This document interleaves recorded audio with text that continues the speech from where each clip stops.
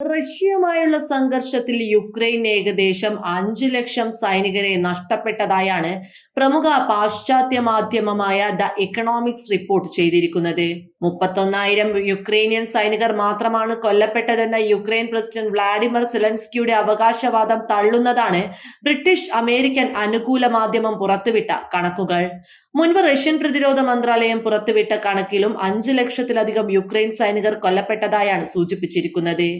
അന്ന് ഈ കണക്ക് കേട്ട് നെറ്റി ചുളിച്ചവർ ഇക്കണോമിസ്റ്റിന്റെ കണക്കുകൂടി പുറത്തു വന്നപ്പോൾ ശരിക്കും അമ്പരന്നുപോയ അവസ്ഥയിലാണുള്ളത്. നവംബർ 26 പ്രസിദ്ധീകരിച്ച ഒരു ലേഖനത്തിൽ യുക്രൈൻ ഉദ്യോഗസ്ഥരും അവരുടെ സഖ്യകക്ഷികളും കണക്കുകൾ നൽകാൻ വിമുഖത കാണിക്കുന്നതിനാൽ തന്നെ യുക്രൈന്റെ യഥാർത്ഥ നഷ്ടം കണക്കാക്കുന്നത് ബുദ്ധിമുട്ടാണെന്നും രേഖപ്പെടുത്തിയിട്ടുണ്ട്. 2022 റഷ്യയുമായുള്ള സംഘർഷം രൂക്ഷമായതിനു ശേഷം 31,000 സൈനികർ മാത്രമേ കൊല്ലപ്പെട്ടിരുന്നുവെന്നാണ് കഴിഞ്ഞ ഫെബ്രുവരിയിൽ വ്ളാഡിമിർ സെലൻസ്കി അവകാശപ്പെട്ടിരുന്നത്. എത്ര പേർക്ക് പരിക്കേറ്റുവെന്ന് വെളിപ്പെടുത്താനും അദ്ദേഹം വിസമ്മതിച്ചിരുന്നു. ഇതിനുശേഷം ഇന്നുവരെ ഇത് സംബന്ധമായ ഒരു കണക്കും സെലൻസ്കി ഭരണകൂടം പുറത്തുവിട്ടിട്ടില്ല. യുദ്ധമുഖത്തുള്ള സൈനികരുടെ മനോവീര്യം തകർക്കാതിരിക്കാനും യുക്രൈനെ സഹായിക്കുന്ന രാജ്യങ്ങളെ തെറ്റിദ്ധരിപ്പിക്കാനുമാണ് കണക്കിലെ കള്ളക്കളി യുക്രൈൻ ഭരണാധികാരി പിന്തുടരുന്നതെന്ന് ചൂണ്ടിക്കാട്ടപ്പെടുന്നുണ്ട്. അമേരിക്കൻ ഉദ്യോഗസ്ഥരുടെ അഭിപ്രായത്തിൽ യുക്രൈന്റെ ആകെ മരണസംഖ്യ നിലവിൽ 3 ലക്ഷം സൈനികരാണെന്നാണ് ദി എക്കണോമിക്സ് റിപ്പോർട്ട് ചെയ്യുന്നത്. മറ്റ് സ്രോതസ്സുകളുടെ വിശകലനം അനുസരിച്ച് ഈ കണക്ക് 1/2 ദശലക്ഷം സൈനികരോട് വരെ അടുക്കാം. അതിൽ കുറഞ്ഞത് 60,000 മുതൽ 1 ലക്ഷം പേർ വരെ കൊല്ലപ്പെട്ടതായാണ് വിശ്വസിക്കപ്പെടുന്നത്.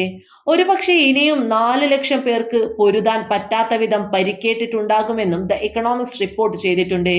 മരിച്ചവരുടെ പേരും പ്രായവും ട്രാക്ക് ചെയ്യുകയും കാറ്റലോഗ് ചെയ്യുകയും ചെയ്യുന്ന UALOSS വെബ്സൈറ്റും ഉദ്ധരിച്ചാണ് ഇക്കാര്യങ്ങൾ ദി എക്കണോമിസ്റ്റ് പറയുന്നത്. അതിലെ ഡാറ്റ അനുസരിച്ച് യുക്രൈന് കുറഞ്ഞത് 60,435 സൈനികരെയാണ് നഷ്ടപ്പെട്ടിരിക്കുന്നത്. യുദ്ധത്തിന് മുൻപുള്ള ജനസംഖ്യയുടെ 0.5% യുദ്ധ പ്രായത്തിലുള്ള പുരുഷന്മാരെ നഷ്ടപ്പെട്ടതായാണ് കണക്ക്.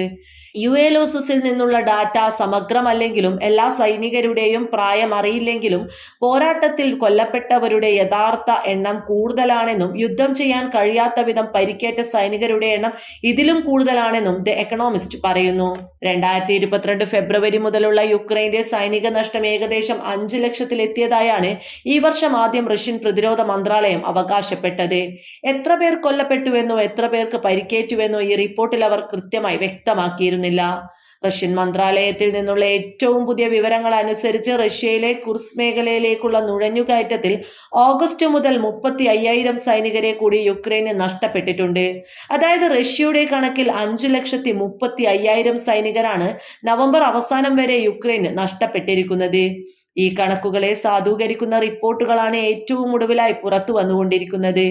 യുക്രൈനെ മുൻനിർത്തി യുദ്ധം നയിക്കുന്ന അമേരിക്ക തന്നെ 3 ലക്ഷം യുക്രൈൻ സൈനികർ കൊല്ലപ്പെട്ടെന്ന് സമ്മതിക്കുമ്പോൾ യഥാർത്ഥ കണക്ക് അതിന്റെ ഇരട്ടിയാകുമെന്ന കാര്യം എന്തായാലും ഉറപ്പാണ്.